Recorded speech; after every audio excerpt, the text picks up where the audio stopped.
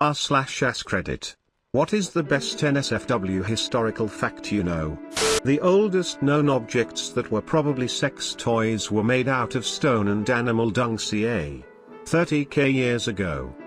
The oldest known objects that were definitely sex toys were anatomically shaped jade and bronze dildos/butt plugs dating back 2000 to 3000 years. Fath Ali Shah Qajar, second king in Qajar dynasty in Iran, about 200 years ago, had 160 wives. Nasruddin Shah Qajar had about 50. In Islam you're not allowed to marry more than 4 wives at the same time. It is said that Nasruddin Shah was once walking in his palace and saw a beautiful girl, and asked if he could marry her. Everyone was looking at him weirdly and he asked why. One of his servants said that she was his daughter. The ancient city of Alexandria had one of the most famous red light districts, brothels, in the world. Once the prostitutes went on a strike and the economy of the city was at risk, so Cleopatra consulted one of the wise men in the library, and he suggested that they build another district as a competitor. Then they had 2 districts and the prostitutes of the first district had to end their strike. Charles II, Charles the Impotent, was the convergence point for several generations of royal inbreeding and was born with significant disabilities. His parents were desperate for him to produce an heir. They implemented a system of ropes and pulleys to lower virgins onto him in hopes he could impregnate one. It didn't work and the dynasty collapsed. In ancient Greece, prostitutes used to press "follow me" into their sandals so that when they walked it would imprint into the dirt or sand. So when people saw it they'd know that they could follow the trail and it would end in a prostitute and maybe some sex. There's a sculpture I love called the Slipper Slapper that shows Aphrodite and Pan, and she is, edit, my bad this is not true, holding a sandal with "follow me" on the bottom. In the 1840s, England had a parliamentary investigation into women working in coal mines. Not about the frequent deaths, men and women, or the conditions, horrible, working there, and not even that the women worked bare-chested alongside the men, but over the fact that the women wore trousers while doing so. The Pompeii graffiti. It's full of your mom jokes, X did Y here, and I defecated here. Some of my favorites. Theophilus, don't perform oral thing on girls against the city wall like a dog. I screwed the barmaid. Artemitus got me pregnant. Secundus likes to screw boys. I screwed a lot of girls here. Just goes to show you that this kind of humor is universal. The painter John Ruskin supposedly broke up with his wife after seeing her naked because he was too disgusted to consummate the marriage. She then married another artist. It's believed that this is most likely because she had pubic hair, and he didn't realize that was normal because he had only seen nude classical statues and children. The first thing the father of microbiology, Anton van Leeuwenhoek, put under a microscope was semen. They understood that semen was integral to the creation of life but didn't yet understand the concept of single-cell organisms. Benjamin Franklin enjoyed older women. So much so he endorsed getting one as his mistress, giving reasons such as they can't have children and that the making love was just as good, if not better, than courting a young woman. St. Lawrence was martyred on a gridiron. His last words were, "I'm well done on this side, turn me over." He's now the patron saint of cooks and comedians. I'm not making any of this up. Hitler had the hots for his niece Jelly Raubal, 17 to 23 years old, who was found dead in her bedroom, after she shot herself in the chest with his own gun, noting the fact that she lived with him until 1931. There are a lot of controversial aspects to that story, but also, a lot of interesting pieces of information. Some historians speculate that they had a bizarre relationship and that, probably, she was the love of his life. He mourned her death for a week locked in her bedroom, denied food and wanted to kill himself. After that he kept her room as a shrine and kept her memories with him until near his death. Pedicabo ego vertiramabo, a classic line of Latin poetry and the first thing I say when people ask me to say something in Latin. It means I'll sodomize and face F you. It was written by the famous poet Catullus, who also did the whole Million Kisses poem everyone needs to translate in Latin class.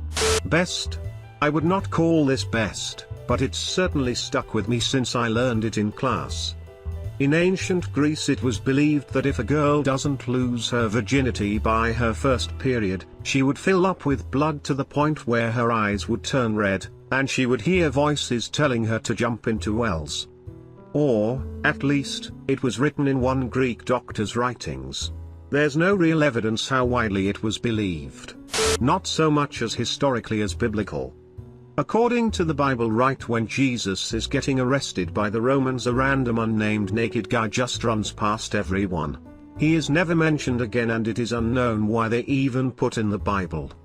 It's Mark 14:51-52 if you want to check it out. Belarus, World War II, a higher-ranking Nazi officer had a brothel/concubine set up. Obviously, not consensual. Well, some of the ladies didn't like the situation, and didn't like Nazis. So they put a landmine under his mattress. I call it the Belarusian space program. Mathematician Kurt Gödel suffered from mental illness and was paranoid he was going to be poisoned. He would only eat food his wife had prepared for him.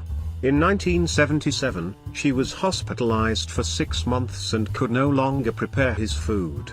In her absence, he refused to eat and eventually starved to death. He only weighed 65 pounds when he died.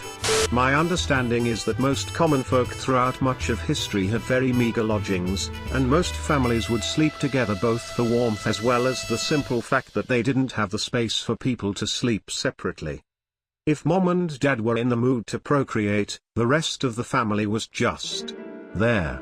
In the war for Texas independence against Mexico, after the Battle of the Alamo, there was this Mexican woman who was a spy for Texas, nicknamed the Yellow Rose of Texas. She went and seduced the Mexican General Santa Anna, and while they were hooking up, the Texans did a surprise attack and slaughtered many Mexicans and won the war. Probably got some facts wrong, lol. William the Conqueror allegedly smashed his testicles on the pommel of his horse's saddle, which eventually killed him. But that's not the end of it. During his funeral ceremony, they had placed him in a stone coffin/sarcophagus thing. It was unusually hot that day and his body swelled. Well, the coffin did not. So during his funeral, where he died by smashing his nuts, his body exploded. During Qing dynasties in China, 1644 to 1911, the imperial bureaucracy employed thousands of eunuchs. They were emasculated using a curved knife, and both their testicles and penis were removed. This emasculation process left the eunuchs unable to control their bladders, and they would piss themselves without warning. They developed such a reputation for malodorousness that there's still a Mandarin saying stinky as a eunuch. The eunuchs placed their now removed genitalia in a special sealed container called a bao, which was then placed on a high shelf. When the eunuch died and was buried, the bao was entombed alongside, as they believed they would be born into the afterlife with their genitalia reattached. In 2017, Oscar Wilde was among an estimated 50,000 men who were pardoned for homosexual acts that were no longer considered offenses under the Policing and Crime Act 2017. The act is known informally as the Alan Turing Law. Not that it matters to Mr. Wilde now, but 130 years is a long time to wait to have your name cleared. In ancient Egypt, a god's wife was an honor typically given to high priestesses or pharaoh's first wife, the queen. This honor was solely for the woman to devote a part of her morning to pleasuring a pure golden statue of a god, typically a moon when this was practiced, although many other gods received the same treatment. That's right folks, the most elite women of ancient Egypt did a gold statue every morning from a range of 12 to whenever they died. The one about Gandhi regularly group bathing, group sleeping/cuddling, and getting strip teases and lap dances from really young women, one of which was his grand or great-grand, I can't recall, niece, to test his sexual restraint or whatever. LOL. During World War I, French prostitutes with syphilis charged more money than non-infected ones. Contracting syphilis was some kind of blessing for the soldiers, because they would be sent to the hospital for 30 days, escaping the harsh living conditions of the trenches.